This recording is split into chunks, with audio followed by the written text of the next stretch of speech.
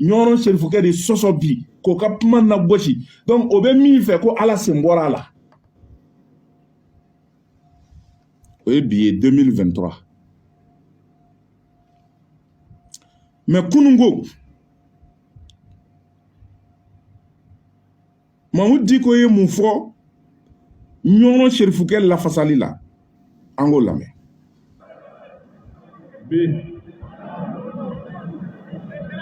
n'i y'a sɔrɔ i bɛ ka ko kɛlɛ bɛ se ka ban o de ye k'a ɲini ala fɛ maa minnu bɛ na jamana in kungo la ala ka yafa bɛɛ lajɛlen ma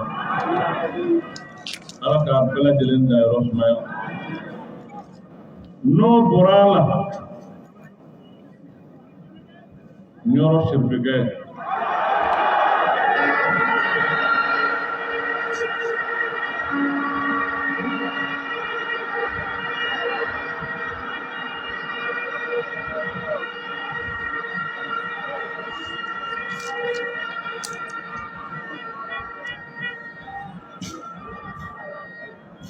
محمد أحمد حماه الله الشريف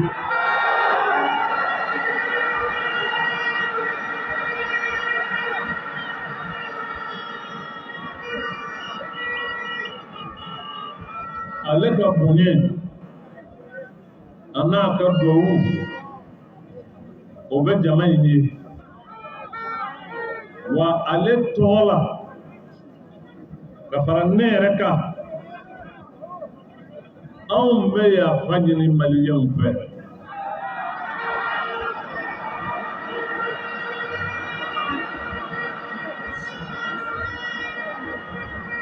anw bɛ yafa ɲini maliyɛnw fɛ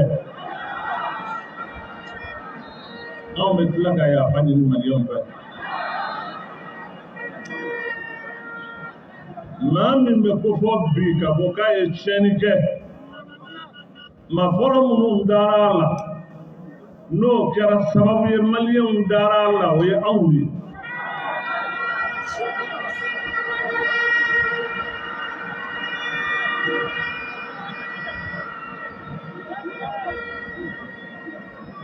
anw ka ko yafa ɲini maliyɛnw wallahi anw ka yafa ɲini anw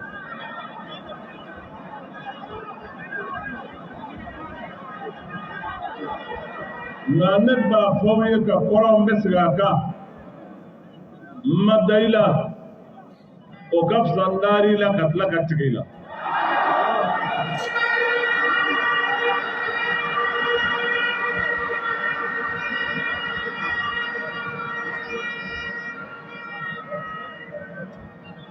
ɲɔrɔ serifukɛ a tɛ se ka tigɛ fɛn na a ka ɲugu fɛn na a ka fɛn labila barika ka don o fɛn kelen in na jamana in kɔnɔ o tɛ kɛ o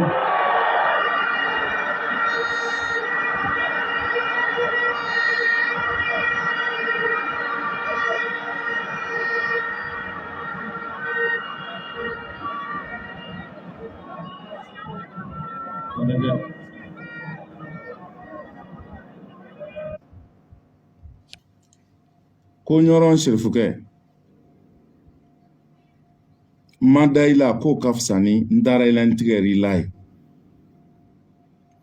ko ɲɔrɔn serifukɛ tɛ se ka da fɛn na ka ba fɛn na ka tigɛ a la ka ɲugu a la ko barika ka don o fɛn ye o kɔrɔ ye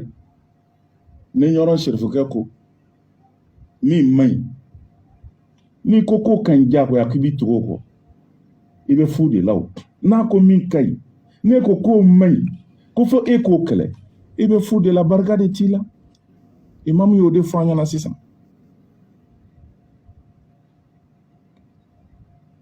oh. Le 4 mars 2020 meeting min tun kan ka kɛ a reportera M5 kɛlɛ kɔnɔna na M5 min n'a kɛlɛ nana ni transition ye dɛ meeting ye reportera kun jumɛn kama Diko ye meeting ye reporter kun jumɛn kama n bɛ kuma ɲɛsin an ka jamanadenw ma ka welewele mada fana kɛ ka ɲɛsin u ma ka cikan lase u ma ne yɛrɛ ye ciden de n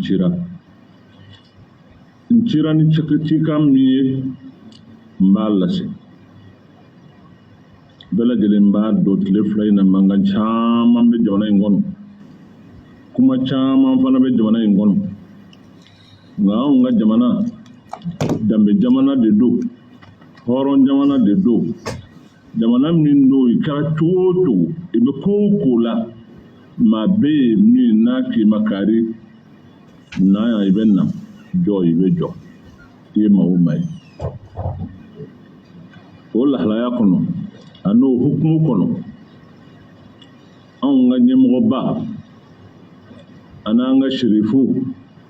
asharafu shurafa Muhammad Ahmad Himahullahu Sharif n'a dɔnnen bɛ ni bu ye ka cikan don a ka welewele makan don a ye min ɲini n fɛ ka tila k'a don da n k'a lase alisilamɛw ma n k'a lase jamanadenw ma bu ye wele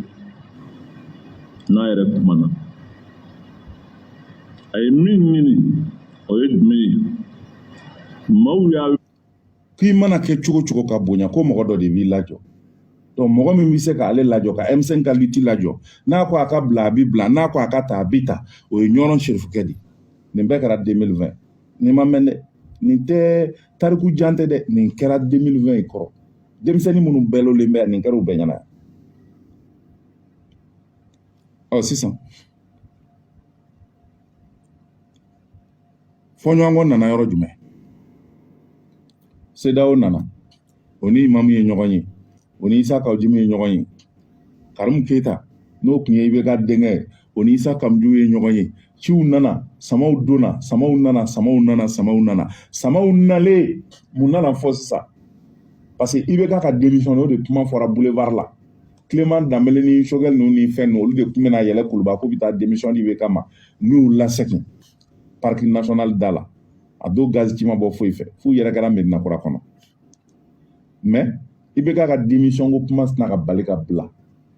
ko non ko Bugu de ka démissionner ko b'a ɲɛ ko IBK yɛrɛ kana démissionner bilen IBK ka tɛmɛ ni fanga ye mais mun de y'a o yɛlɛmaba in kɛ boulevard falen bɛ jamana ye le peuple bɛ boulevard la ye mais décision yɛlɛmana ka peuple to kule la ye boulevard la ye peuple t'a dɔn mun de kɛra kuma de dora Isa Kamju da k'a ka bɔ k'a fɔ ko IBK ka démission ce n'est plus à l'ordre du jour ko Bubu ka démissionner mun de kɛra entre temps pour que ka nin position yɛlɛma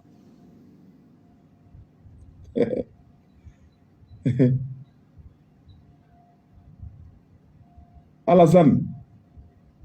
Alpha Condé Goodluck Jonathan a ye mun de kɛ a ye kiisi jumɛn de kɛ anw ka karamɔgɔw la min bɛ diinɛ fɛ min bɛ jamana fɛ pour que u ka décision yɛlɛma su ko ni dugusɛjɛ cɛ ka IBK ka démission ce n'est plus à l'ordre du jour minnu da ye Maliko ye a ye mun de kɛ aw nana ni pikiri jumɛn ye k'a k'u la Malidenw a t'a ɲini ne t'a dɔn dɛ ne kɔni sɔmina de mais ne t'a kalama o kɔfɛ kuma jumɛn nana fɔ an ye Mbuye ye kuma mɛn k'a fɔ ko IBK ka démission ko kuma ma bɔ nin bɛɛ fɔlen kɔfɛ n'an bɛ min kɛ Mbuye de b'an bila la ni Mbuye an b'an sara Mbuye de la ni Mbuye ye bɔra ko min na barika ti don o la ni Mbuye kan ka jɔ yɔrɔ min an bɛ jɔ yen mais IBK kana démissionner o ma décider ɲɔrɔ dɛ o décidera salon kɔnɔ valisiw kɔnɔ dira n t'a kalama dɛ mais bolomafara minnu nana opposition sina ka yɛlɛma ten peuple ka lutte sina ka yɛlɛma ten Kawujimi da ka dɔgɔ lutte yɛlɛmali la o parce que ale tun il n'était que le coordinateur a tun bɛ mɔgɔ de ka baara la a bɛ ka mɔgɔ min ka idéaux défend a b'o de ka baara la ɲɔrɔn Serifukɛ ko a ma nin faamuya quoi trahison de Mbuye o bila la kuma ka bi fora ye takalla ye ka boko mahmud digo a tube ka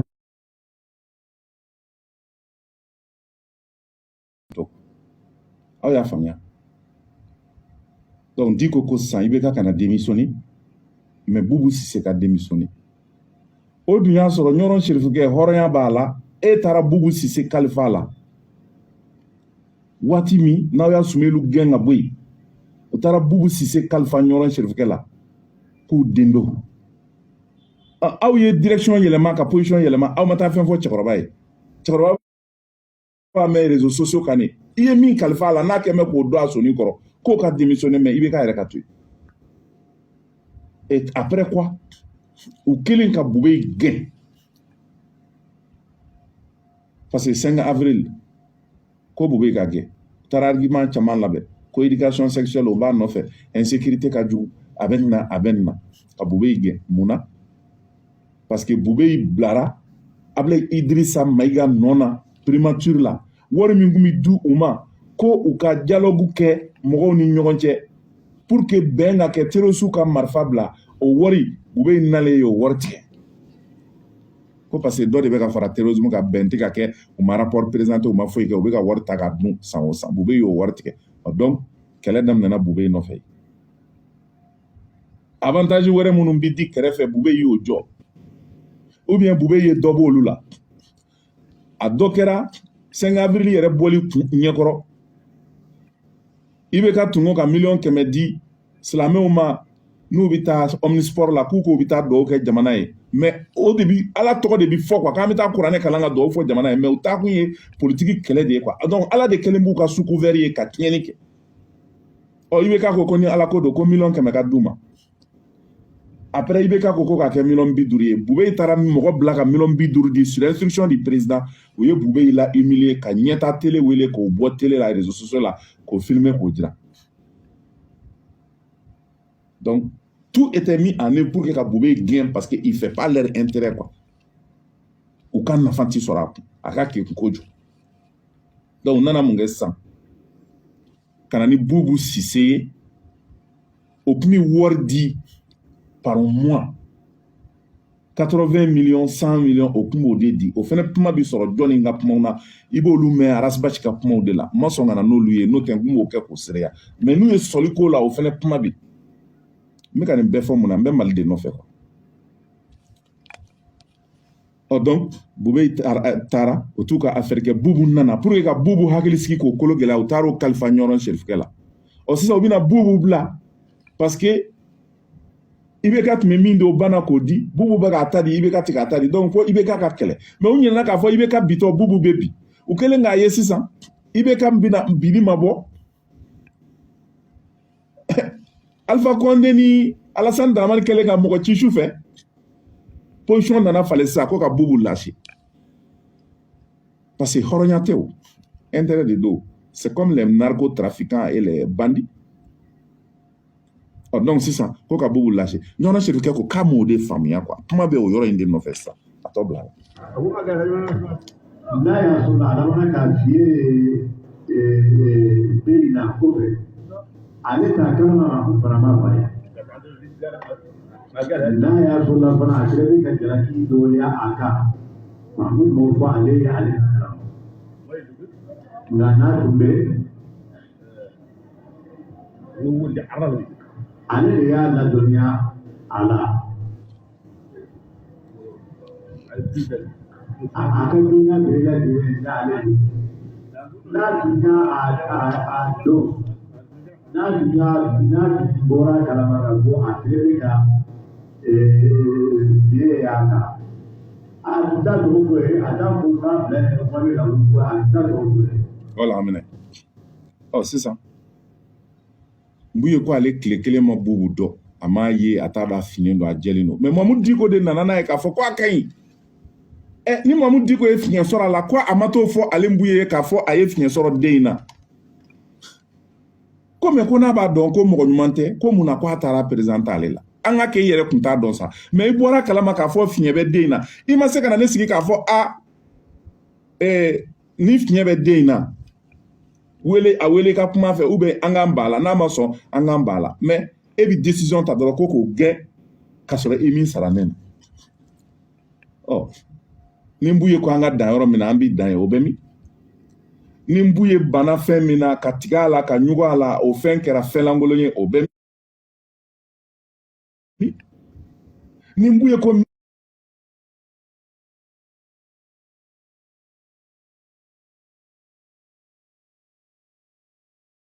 ka ɲi k'an k'o kɛ an b'o kɛ o bɛ min n b'u ye bonya bɛ min a bɛ min Mamudu Diko yɔrɔ la nka nin bɛɛ n'a ta n b'u ye maa ɲuman de ye a ma ban Mamudu Diko la a wulila ka taama a fariganbaatɔ comme Diko tɛ ka nale ale fɛ yen a ye nin comportement in kɛ a ma bɛn ale ma mais ale tɛna kɛlɛ parce que ale ye maa ɲuman de ye ale ti ban maa ma k'i kɛlɛ a yɛrɛ wulila le 15 août 2020 ɲɔrɔ serifukɛ yɛrɛ de wulila ka bɔ a ka so sanji kɔrɔ ka taa Diko fɛ a ka so nin bɛɛ kɛlen kɔfɛ dɛ parce que ça s'est fait en mars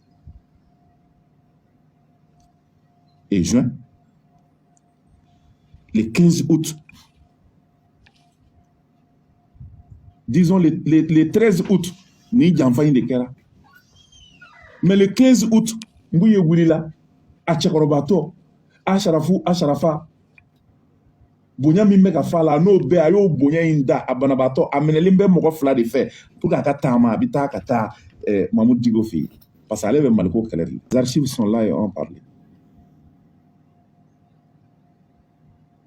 bonya bɛ tɛmɛ nin kan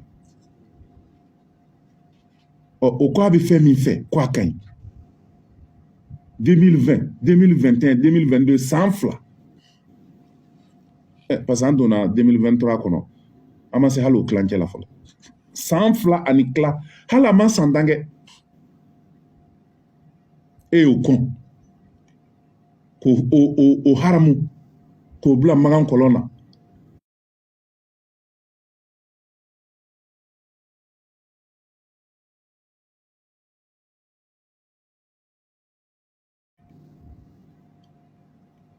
anw kɔrɔ yan alisilamɛya ye nin fɔ est-ce que silamɛ ɲuman kan ka kɛ tan silamɛya yɛrɛ to yen maa ɲuman kan ka kɛ tan wa maaninfin min ka ɲi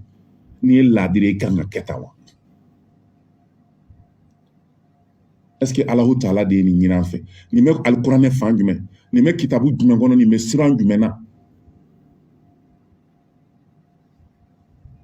n kalanna kuranɛ kan na ani n kalanna arabukan na n bi kunfinw tigɛ n bi arabukan fɔ ka kumabaw fɔ u bi kule k'a kɛ komi ne ala ɲɛsiranyɛba ye ani ala ɲɛsiranyɛ tiɲɛ kelen don wa est-ce que hɔrɔn jogo du début jusqu'à la fin maa kan ka ɲɔgɔn a la wa bi i b'a fɔ a ka ɲi sini i b'a fɔ a ma ɲi bi i b'a daga sini i b'a kɔ bi i b'a kɛ maa ɲuman ye sini i b'a kɛ maa lankolon ye sini i b'a kɛ ala jugu ye sini i b'a kɛ mɔgɔ ye mɔgɔ min n'a bɛ min na ko a tɛ ala yɛrɛ fɛ k'a bɔra ala bɔra o la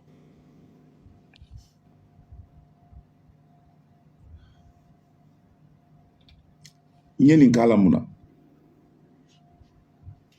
pour que anw minnu ye jamanadenw ye anw minnu ye maliyɛnw ye an ka dɔgɔnin faamuya quoi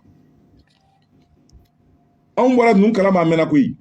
ne Seydou bɔra nin kalama a mɛnna koyi ne kelen ka nin bɛɛ de dɔn dɛ k'a dɔn k'a fɔ u ye wari minɛ dogo la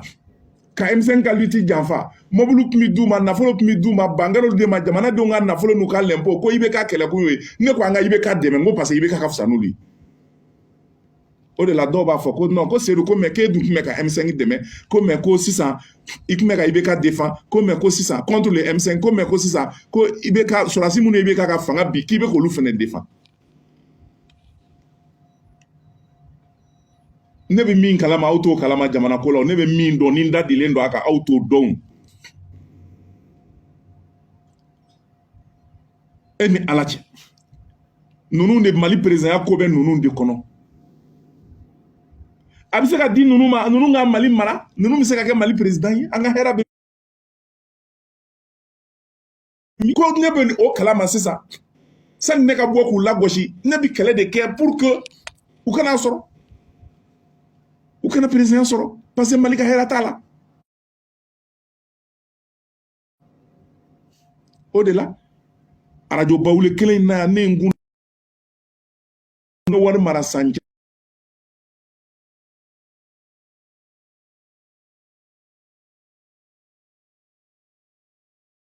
caman ko mina kɛ ka projet dɔ réaliser a nana bɛn ni coup d'état ye n y'a ye ni ma wuli ka sɔrɔsi ninnu dɛmɛ ni tɔn ye min bɛ M5 ɲɔgɔn na bɔ walayi u ti fanga mara a y'a partager ban u bɛ ka vidéo in signaler 8 septembre concertation ɲɛkɔrɔ les 10 11 et 12 k'a fɔ ko an bɛ transition fɛ militaire ka k'a la o don y'a sɔrɔ Mamadou Diko ninnu ni Choguel ninnu ani Issa Kaoudim olu de b'a la ko les militaires doivent rentrer dans les casernes ko ka fanga di olu ma ko c'est leur lutte Ismaël Ouagé a sirango jugu tun y'u ka porte-parole a taara fɔ boulevard la ko on a parachevé la lutte o siran tuma di o nin bɛɛ de kama ne ko an tɛ se ka to ninnu ka siran bolo fo k'an ka wuli ka jɔ kɛ ka force jɔ o kɔfɛ min b'a to u b'u assumer parce que jamana ka hɛrɛ bɛ ninnu bolo ne bi dɔw dɔn la u jogo depuis quartier kɔnɔ jogo ɲumanw ni comportement ɲumanw b'u la u ka fisa ni IBK ye u ka fisa ni M5 ye pewu donc ni o maa ɲumanw bɛ yen ne bɛ se ka sɔn maa kolon ka fanga ta ka maa ɲumanw gɛn ka bɔ a la cogo di o de la an ye MPKT créé ne de ye n kun nafolo bɔ k'a don a la la plateforme les patriotes a ye nafolo min bɔ MPKT